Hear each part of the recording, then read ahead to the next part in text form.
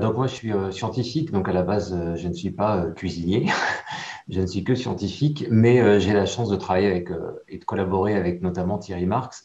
Et donc on fait ce lien entre science et artisanat, et c'est une approche de mieux comprendre les phénomènes physico-chimiques qui se produisent quand on cuisine, parce que la cuisine, c'est quoi? C'est des actes de transformation des aliments.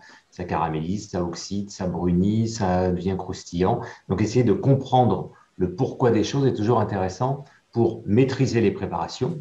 Donc un cuisinier peut après toujours bien réussir et puis ensuite innover. C'est ce qu'on essaye de faire avec les problématiques aujourd'hui de surpopulation, de développement durable, des produits ultra transformés. C'est bien, ça nourrissait plein de monde, mais on se rend compte aussi que il y a des inconvénients à avoir.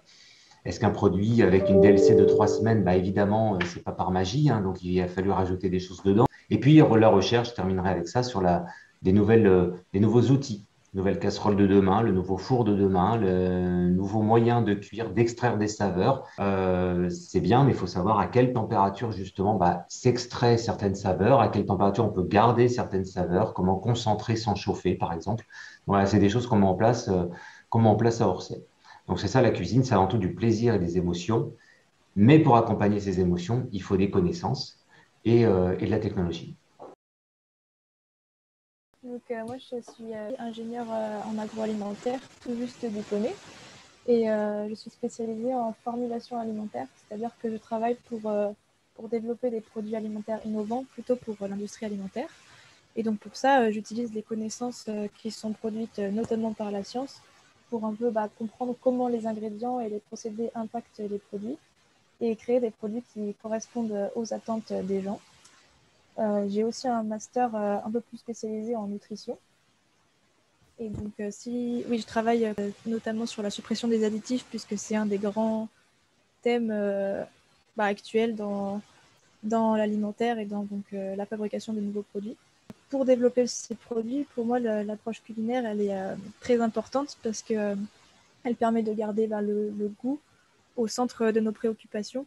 Et c'est le second critère d'achat en France, donc c'est extrêmement important. En innovation, en ce moment, il y a beaucoup ce sujet des protéines, puisque c'est quelque chose qui importe plus les gens, et notamment ne plus utiliser les protéines animales ou utiliser des protéines végétales. D'insectes, il y a eu il n'y a pas longtemps l'autorisation d'utiliser les verres de farine, donc ça ouvre plein de possibilités pour les gens qui veulent en intégrer. Après, oui, ça change complètement le goût des produits, etc. Donc, il y a plein de travaux en recherche et développement alimentaire qui s'intéressent à ça, comment supprimer le goût amer des protéines végétales, par exemple, soit en mettant un masquant, soit finalement oui, si elle ne résiste pas à la chaleur, faire cuire, etc. Enfin, y a beaucoup de travaux là-dessus, ouais, et il y a encore des choses à faire parce que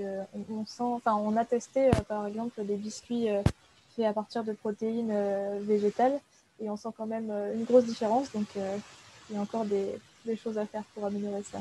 On voudrait remplacer des ingrédients par d'autres, supprimer les additifs, etc. et avoir toujours le même goût. Et finalement, il faudrait aussi peut-être changer un peu nos goûts pour apprécier ces nouvelles formules, quoi, ces nouveaux produits. C'est un peu le Ça, paradoxe des c'est... consommateurs, c'est-à-dire on veut du jambon blanc. Le mot, voilà, jambon blanc et pas jambon rose.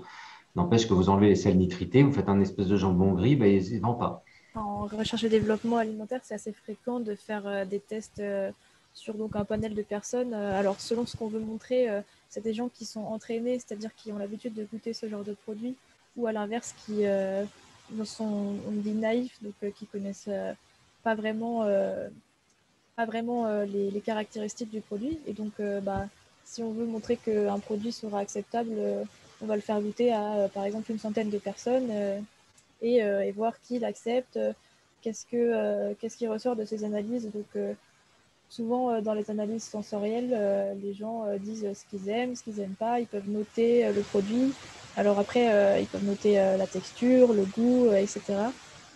Et donc oui, souvent, le principe, c'est que c'est pas dit ce qui change entre les deux produits. Et donc, on leur demande ensuite d'évaluer pour savoir si ça va changer quelque chose dans leur perception ou pas. De toute façon, toutes les recherches sont bonnes à prendre pour l'alimentation mondiale, évidemment. On ne peut être que d'accord avec ça. C'est-à-dire que la cuisine du futur, hein, puisque moi je dirige cette chaire qui s'appelle Cuisine du futur, c'est de se positionner 2050, même 2070, parce que 2050 arrive très vite. Les statistiques montrent qu'on va être peut-être 9 milliards, 10 milliards sur Terre. Bon, le Covid nous rappelle un peu à l'ordre, mais pour éviter cette surpopulation aussi. Mais voilà, on est en état de surpopulation et donc on a des ressources qui sont limitées. Ça veut dire qu'en termes d'eau, il y a un stress hydrique qu'on connaît déjà et qui va ne faire que s'empirer.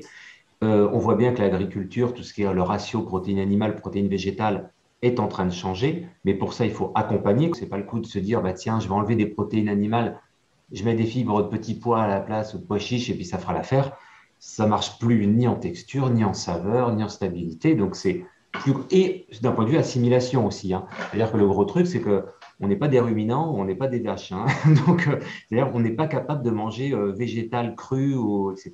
Et on ne va pas remplacer non plus toute l'agriculture par des millions et des millions de mètres carrés de champs. Ça, ce serait un peu utopique. Donc, il faut aller chercher des produits qu'on appelle des super aliments avec des concentrations de protéines, des produits qui se recyclent très vite, type des spirulines, des choses comme ça. Mais encore faut-il les rendre gourmands. Là, c'est pareil. Manger des microspirulines, on nous dit c'est très bien, c'est 60% de protéines.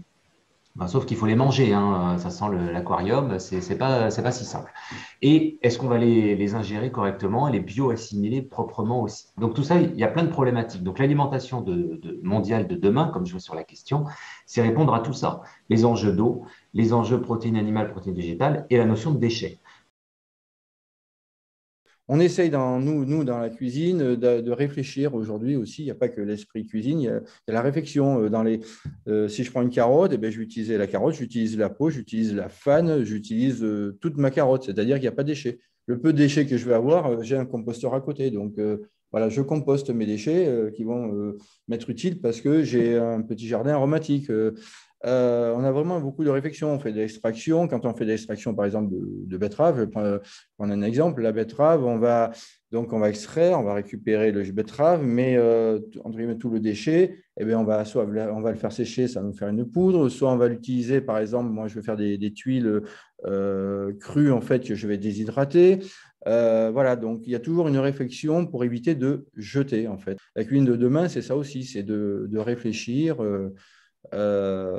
Comment utiliser l'ensemble de façon à ce que justement il n'y ait pas de déchets. Ça, c'est très, très important. Cette notion de déchets, on parlait des écoles hôtelières tout à l'heure, lever un filet de sol, très bien, peler à vif une orange, ok, et qu'est-ce qu'on fait des peaux? Qu'est-ce qu'on fait de la tête? Qu'est-ce qu'on fait de la... Ouais, bah alors on ne sait pas, ou on fait une espèce de bouillie ou une sauce, ou ça ira très bien dans votre... on va faire un bouillon, hein, c'est le truc, l'arlésienne, je crois que ça s'appelle, ou une espagnole, je ne sais plus exactement, Hervé, tu pourras me corriger. Mais on balance tout comme ça. Bon, la peau des oranges, on nous dit, bah, tiens, les parties blanches, c'est amer, tu balances, et puis les zestes, on les remet quand même dans une crème. Alors que quand on regarde d'un point de vue physico-chimique, on se dit, mais là, vous êtes en train de jeter quand même 60% parfois d'un agrume, ce qui est quand même aberrant. Alors, on voit les suprêmes, hein, c'est très joli, hein, les tartes Instagrammées et compagnie, c'est très bien. Hein, mais on se dit, OK, mais la poubelle, j'aimerais pas la voir, moi, hein, de certains pâtissiers. Et donc, on se dit, dans cette poubelle, vous avez des pectines naturelles de la peau, la partie blanche, 5 fois plus de pectines dans une peau d'orange que dans une pomme, par exemple, et vous avez des zestes, donc des arômes naturels. Et donc, pourquoi aller chercher des choses artificielles ou des additifs alors qu'on vient de jeter pas mal de choses. Donc tout ce travail-là nous a permis, par exemple à Orsay, pour avoir un exemple très concret comme vous demandiez, Mathilde, de faire justement une confiture sans sucre avec uniquement les parties blanches qui étaient jetées, mais qui servent de gélifiant. Par contre, encore faut-il mieux comprendre comment mettre en place ce gélifiant. Et puis, par exemple, à partir de ces parties blanches, vous voyez, ça, on a commencé à fabriquer, alors je l'ai un peu cassé parce que je le montre un peu à tout le monde, mais ça c'est comme un emballage, mais vous savez, ça ressemble un peu au truc de kebab, là, les récipients, voilà, et on a fait exprès de copier ce truc-là. Ça, c'est à partir de pectine et d'algues, sauf que ça, bah, il faut 2 semaines dans la terre pour avoir une décomposition totale. C'est une mousse, ça répond exactement aux exigences d'emballage, ça tient à chaud, etc. Sauf que c'est donc 2 semaines dans la terre contre 700 ans contre la fameuse boîte qu'on connaît tous en plastique orange.